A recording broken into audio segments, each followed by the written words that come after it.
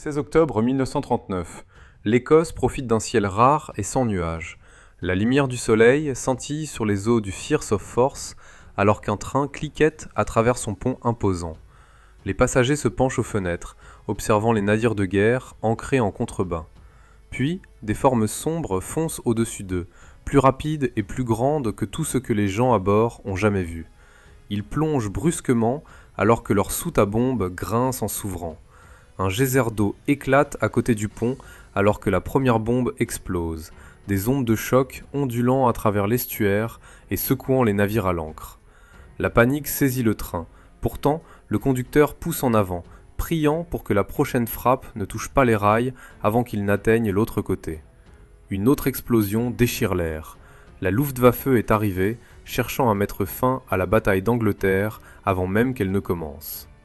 En avril 1937, au-dessus du ciel de la petite ville basque de Guernica en Espagne, les civils commencèrent à regarder au-dessus de leur tête alors que le bourdonnement des moteurs devenait plus fort. Quelque chose approchait rapidement. Les silhouettes de dizaines d'avions grandirent, se rapprochant sans aucun signe de ralentissement. Des bombes et des balles déchirèrent rues et places. Des blocs entiers s'effondrèrent sous le barrage. Au moment où les raiders firent demi-tour, jusqu'à 1654 vies avaient été perdues.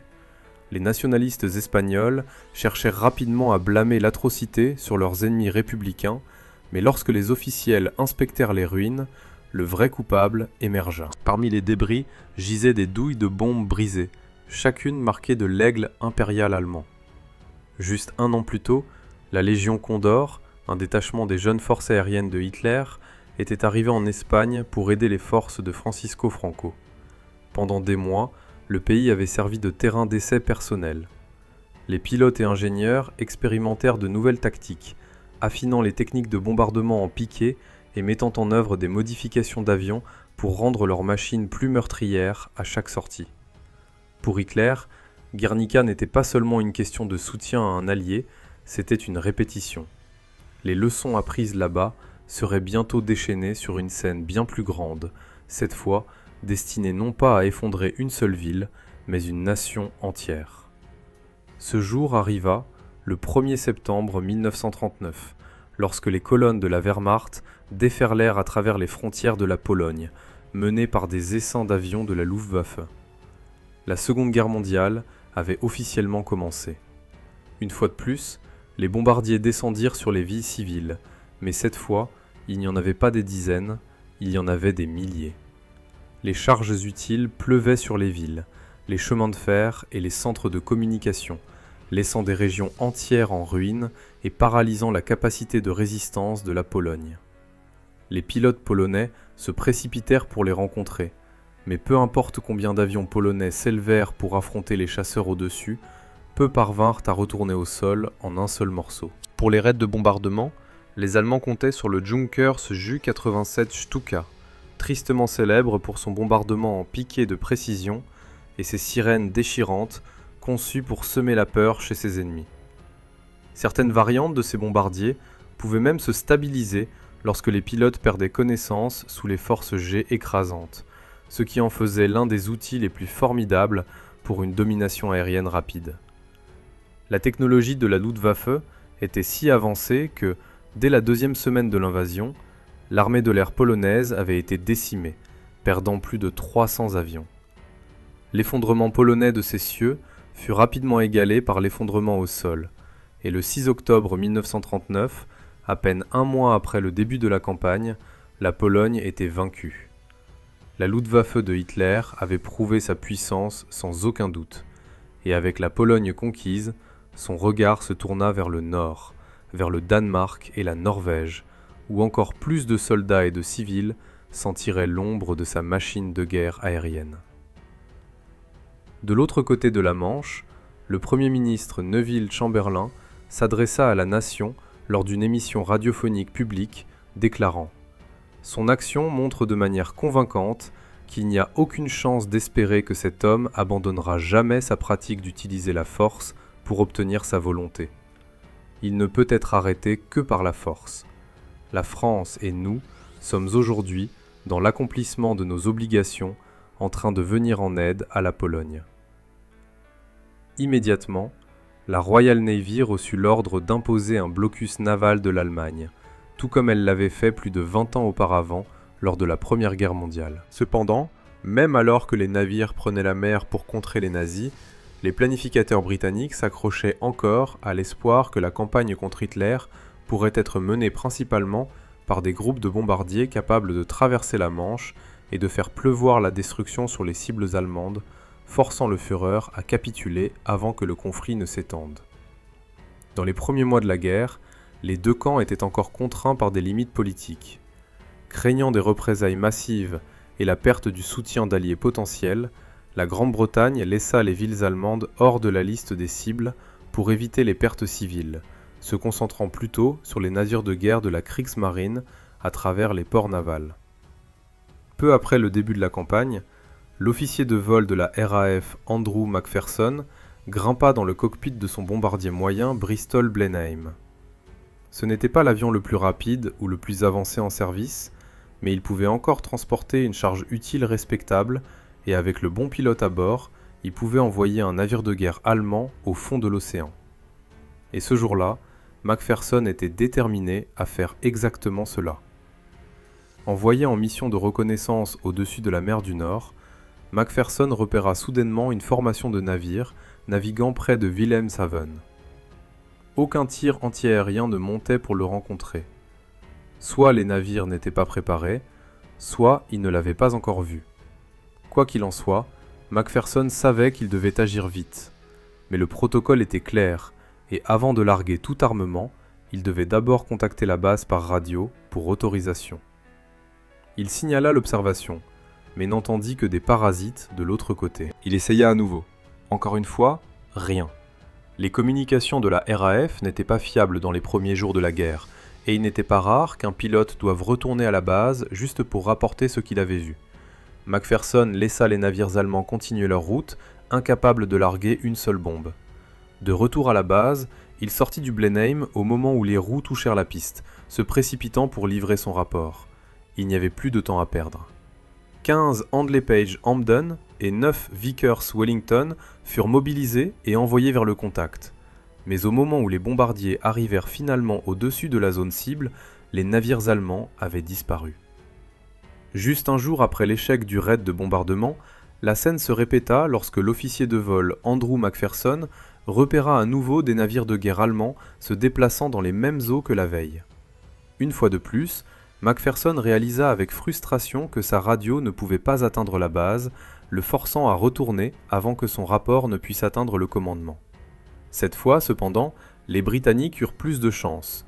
Bien que tous les avions ne localisèrent pas l'ennemi, un groupe établit finalement le contact avec les cuirassés Gneisenau, Scharnhorst et Admiral Scheer. Mais trouver la cible n'était que la moitié de la mission. À l'époque, les équipages britanniques étaient gravement mal préparés pour de véritables raids de combat. Il est rapporté que lors de cette opération particulière, certains pilotes faillirent quitter la base sans bombe du tout, et lorsqu'un chef d'escadron ordonna à ses mitrailleurs de tester leurs armes en plein vol, il découvrit rapidement que chaque arme était défectueuse. Il partait combattre les nazis sans une seule balle. Une autre escadron dut être mobilisée pour assurer que l'attaque puisse avoir lieu. Lorsque le moment de combattre arriva finalement, les résultats étaient loin de ce que les Britanniques avaient espéré.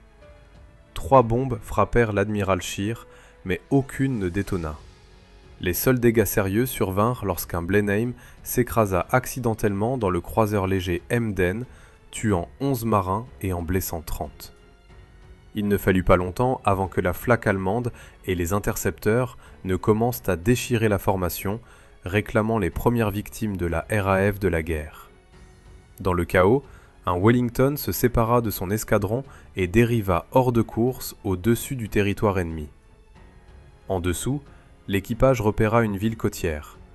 Ne voulant pas rentrer chez eux sans porter un coup, ils larguèrent leurs bombes, seulement pour découvrir plus tard que la cible allemande avait en fait été la ville danoise d'Esbjerg. Les explosions déchirèrent un immeuble d'appartements, blessant des civils et réclamant la vie d'un seul. C'était, à tous égards, l'une des premières campagnes les plus désastreuses de la RAF. Sans vraie victoire à revendiquer, la Grande-Bretagne n'avait rien gagné pour faire pression sur Hitler vers la table de négociation.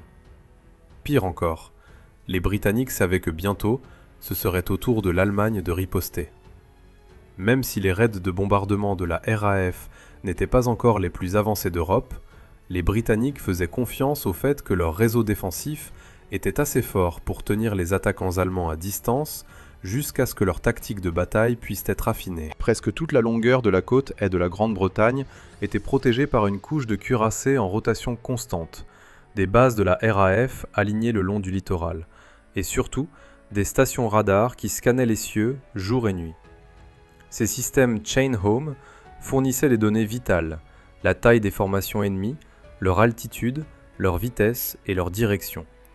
Avec ces données, les escadrons de la RAF pouvaient être mobilisés en quelques minutes, grimpant pour intercepter avant que les bombardiers ennemis n'atteignent jamais leur cible. L'une des stations les plus cruciales venait d'être établie quelques mois plus tôt à Drone Hill, en Écosse. De là, les avertissements étaient relayés à travers la région vers plusieurs bases de la RAF. C'était critique pour la défense nationale, car la zone était considérée comme particulièrement vulnérable, se trouvant à portée du nord de l'Allemagne et gardant l'une des installations navales les plus importantes de Grande-Bretagne, la base de Rosyth, située sur la rivière traversant le Firth of Forth, où les navires capitaux venaient souvent pour réparation. Pour la Luftwaffe, c'était une cible tentante. Pour la RAF, c'était une zone constamment sur le qui-vive, les yeux rivés aux écrans radars, attendant le premier signe d'une intrusion. Durant les premières semaines de la guerre, la côte resta silencieuse. Mais le 16 octobre 1939, lorsque les cieux au-dessus de l'Écosse étaient lumineux et clairs, les opérateurs radars de Drone Hill captèrent soudainement ce qu'ils redoutaient. Une formation d'avions non identifiés se dirigeait droit vers eux. Peu après que les stations radars signalèrent les intrus, les volontaires civils du Royal Observer Corps établirent un contact visuel avec les intrus. L'ennemi chevauchait la couche nuageuse pour se couvrir, rendant les formes de leurs avions difficiles à lire. Cependant, chaque seconde comptant, il n'y avait pas de temps à attendre pour découvrir exactement à quoi ils faisaient face. Le lieutenant de vol George Pinkerton reçut l'ordre de rassembler un groupe et de décoller. Lui et deux autres pilotes sautèrent dans les cockpits de leur nouveau Supermarine Spitfire, certains des meilleurs intercepteurs de Grande-Bretagne, connus pour leur maniabilité tranchante et un moteur Merlin qui pouvait les pousser à environ 370 miles par heure. Quelques minutes après le décollage, de nouveaux rapports commencèrent à arriver. Les guetteurs sur le croiseur ancré HMS Edinburgh avaient les yeux sur les intrus au-dessus. Cette fois, ils étaient assez bas pour distinguer le vitrage du nez sans marche ressemblant à une serre, une caractéristique emblématique du bombardier Heinkel A-111. À l'époque, le A-111 était parmi les bombardiers les plus produits d'Allemagne et une pièce cruciale pour les premières campagnes de bombardement de la Luftwaffe. Emballant des racks verticaux internes et des points d'accrochage externes, il pouvait transporter tout, des bombes standards aux lourdes charges externes conçues pour effacer des cibles clés en une seule course. Il était logique que ce soit le type choisi par le commandement aérien allemand pour mener la première frappe sur l'espace aérien britannique. Ils décollèrent de l'île allemande de Sylt au large du Danemark, assez proche pour un raid rapide et une évasion propre avant que la RAF n'ait le temps de monter une défense efficace. Pinkerton et ses hommes plongèrent vers la position signalée. La chance les favorisa. Le bombardier était encore là, soit inconscient des observateurs en dessous relayant ses coordonnées, soit tournant pour un dernier regard avant de s'engager dans sa course. Pinkerton ordonna à ses hommes de se mettre en formation d'attaque. Ils fonçaient tête baissée. Des balles traçantes cousaient l'air passant les bombardiers allemands, mais aucun coup vital ne fut porté. Plutôt que d'échanger des tirs, les HE-111 se lancèrent dans un virage serré et griffèrent pour se couvrir, déterminés à disparaître dans les nuages. Pinkerton poussa la manette des gaz, son Spitfire filant après eux, canon crépitant, coup après coup, mais toujours sans succès. En un clin d'œil, les nuages avalèrent les bombardiers. Les ailiers de Pinkerton continuèrent à tirer aveuglément, mais le ciel ne donna rien en retour. L'ennemi était parti. Pendant des heures, les Spitfire peignèrent le secteur, chassant tout retardataire de la Luftwaffe sans succès. Alors que la matinée tirait à sa fin, les pilotes retournèrent à la base. Ils n'avaient pas abattu les Allemands, mais ils les avaient chassés. La Grande-Bretagne, semblait-il, avait gagné du temps avant que les premières bombes allemandes ne tombent. Vers midi, le radar Chain Home commença à briller d'avertissements à nouveau. Contact entrant. Au sol, Pinkerton et ses hommes avaient à peine eu le temps de ravitailler leurs réservoirs et réarmer leurs canons avant que le commandement n'appelle à un autre décollage pour intercepter la formation entrante. Les premiers yeux vinrent du Royal Observer Corps. Au moment où ils virent les attaquants, ils comprirent quel avait été le plan allemand depuis le début. Les HE-111, contre lesquels Pinkerton s'était battu plus tôt, n'étaient que des espions. Leur soute à bombes était remplie de caméras au lieu de charges utiles, déployées pour cartographier l'estuaire et ses défenses, rapportant toutes les informations aux avions qui effectueraient réellement l'action offensive. Le tout nouveau Junkers Ju-88A1. Formellement introduit aux unités de la Luftwaffe seulement quelques mois plus tôt, le Ju-88A était différent de la plupart des bombardiers de l'époque. Construit avec la vitesse comme principe directeur, c'était l'un des premiers Schnellbomber, ou bombardiers rapides, à décoller des pistes allemandes. Il combinait un fuselage modulaire, des ailes solides et des soutes spacieuses dans une conception qui pouvait servir de bombardier moyen, d'attaquant à angle raide, de torpilleur, de chasseurs lourds et à mesure que la technologie allemande se perfectionnait, également l'un des intercepteurs de nuit équipés de radars les plus efficaces de la Luftwaffe. Mais ce jour-là, il avait un seul rôle, le destructeur ultime des cibles britanniques. Grâce à la précédente mission de reconnaissance des HE-111, le Ju-88 avait appris qu'ancré parmi d'autres navires dans le Firth of Forth se trouvait le formidable HMS Hood, le seul croiseur de bataille de sa classe qui, avec ses 860 pieds, avait été pendant des années l'un des plus grands navires de guerre de la planète. Les équipages aériens allemands avaient essayé et échoué à le couler auparavant. Maintenant, avec des défenses minces et des escadrons de la RAF se précipitant pour intercepter l'attaque aérienne, ils sentaient une fenêtre étroite pour terminer le travail. 3 HE-111 se joindraient au raid, mais le gros de l'opération incomberait à 4 vagues d'attaque menées par l'officier commandant Helmut Pohl, chacune un trio de Ju-88, chaque bombardier transportant 2 bombes de 1100 livres. Leur trajectoire de vol les amènerait directement au-dessus de l'endroit où Hood et son navire jumeau se trouvaient. Une fois qu'ils les atteindraient, les Allemands frapperaient vite, couleraient la fierté navale britannique, puis disparaîtraient dans les nuages avant que la RAF ne puisse arriver pour les venger. Bien que de nombreuses batteries antiaériennes fussent positionnées le long du littoral, à l'époque, la défense britannique manquait encore du contrôle de tir précis nécessaire pour maximiser l'efficacité des frappes sol-air, et des centaines de coups pourraient devoir être tirés avant qu'un seul bombardier ne soit touché. Le véritable poids de la défense reposerait sur Pinkerton et ses collègues pilotes, armés de rien de plus qu'un ensemble de canons et d'une résolution ardente de défendre leur patrie contre les nazis. Alors que les Allemands se rapprochaient de leur cible, l'officier commandant Helmut Pohl pouvait distinguer les silhouettes des navires de guerre britanniques en dessous. Les cieux étaient parfaits pour une attaque, et aucun chasseur britannique n'était encore arrivé. Le moment de frapper était venu. Pohl poussa son Ju-88 dans un piqué raide, les yeux scrutant la rivière pour le HMS Hood. Mais le légendaire croiseur de bataille était introuvable. Il n'y avait aucun moyen que les Britanniques aient pu le déplacer si rapidement. En fait, Hood était en mer. Les éclaireurs Hi-111 l'avaient mal identifié pour une autre silhouette massive flottant dans la zone, le croiseur de bataille de classe Renown HMS Repulse. Bien que pas aussi emblématique que Hood, la coque du Repulse s'étendait encore sur 750 pieds et portait la puissance de feu pour échanger des coups avec certains des meilleurs de l'Allemagne. Le couler n'aurait pas été un petit exploit. Il y avait cependant un problème pour Pohl et ses hommes. Repulse était trop près du port. Dans les premiers mois de la guerre, Hitler avait interdit les raids qui risquaient de lourdes pertes civiles, craignant que de telles frappes ne se retournent contre lui avant qu'il ne consolide son emprise sur l'Europe. Pohl ne pouvait pas risquer de désobéir à son Führer. Les pilotes n'avaient que quelques instants pour repenser le raid. Sa cible principale était hors de portée, mais d'autres navires britanniques étaient à l'ancre, assez loin des quais pour être un jeu équitable. Ses yeux étaient fixés sur le HMS Southampton, un croiseur léger nouvellement mis en service. Pas le navire le plus puissant de la Royal Navy, mais sa perte piquerait sûrement encore. Paul inclina son bombardier vers le bas dans un plongeon violent. La descente était si raide que la verrière commença à se fissurer et l'une de ses mitrailleuses tomba en panne.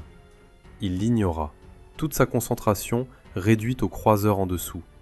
Une fois qu'il atteignit 1800 pieds, il ouvrit la soute à bombe. Alors que la charge utile tombait, une bombe s'écrasa sur le pont du Southampton, déchirant 3 niveaux d'acier. Pendant un battement de cœur, Paul pensa qu'il l'avait eu, seulement pour regarder avec incrédulité alors que la bombe déchirait le côté opposé de la coque et explosait dans l'eau. Les dégâts au navire étaient minimes. Paul ne pouvait pas croire comment sa chance l'avait trahi. Mais tout espoir n'était pas encore perdu, car l'attaque n'était pas terminée. Une deuxième vague de Ju-88 se rapprocha, celle-ci menée par l'Oberleutnant Hans Storp. Sans perdre une seconde, les pilotes s'alignèrent sur Southampton et le groupe de navires de guerre autour d'elle.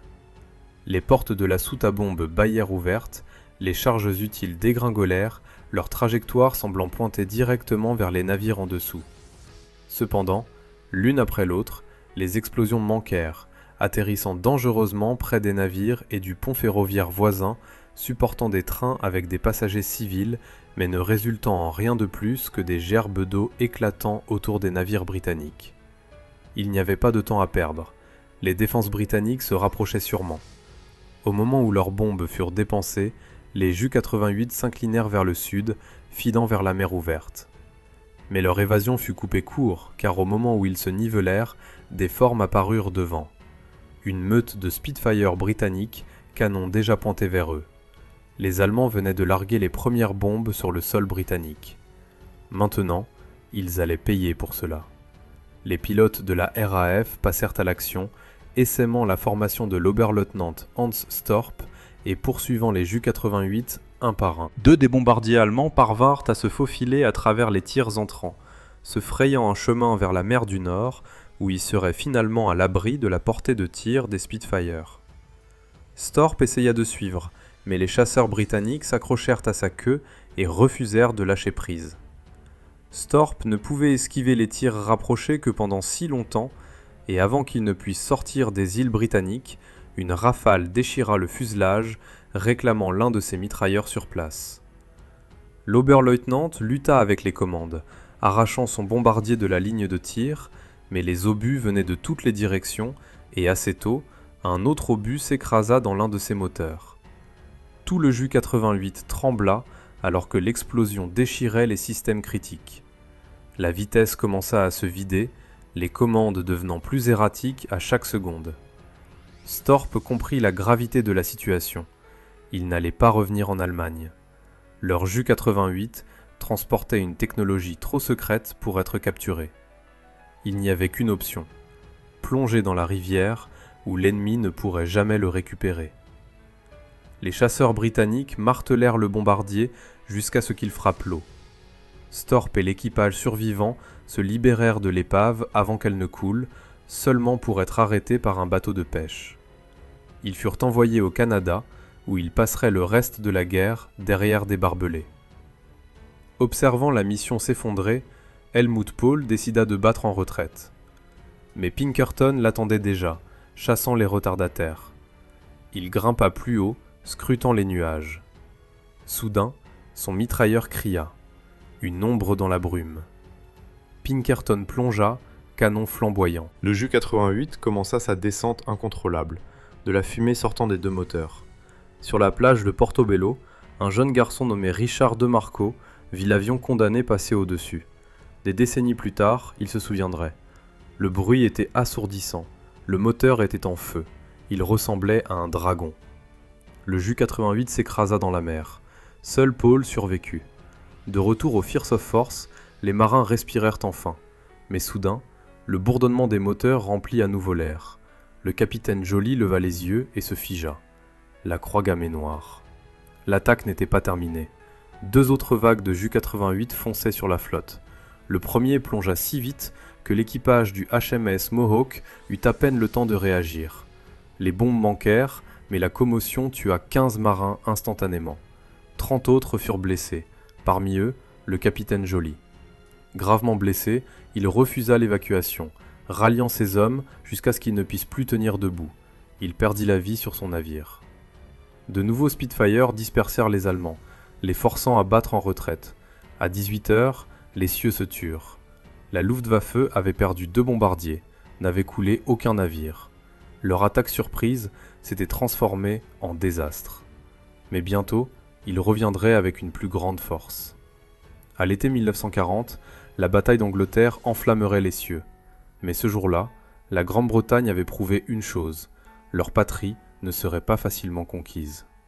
Si cette histoire vous a captivé, laissez un like, commentez et abonnez-vous pour découvrir d'autres histoires fascinantes de la Seconde Guerre mondiale.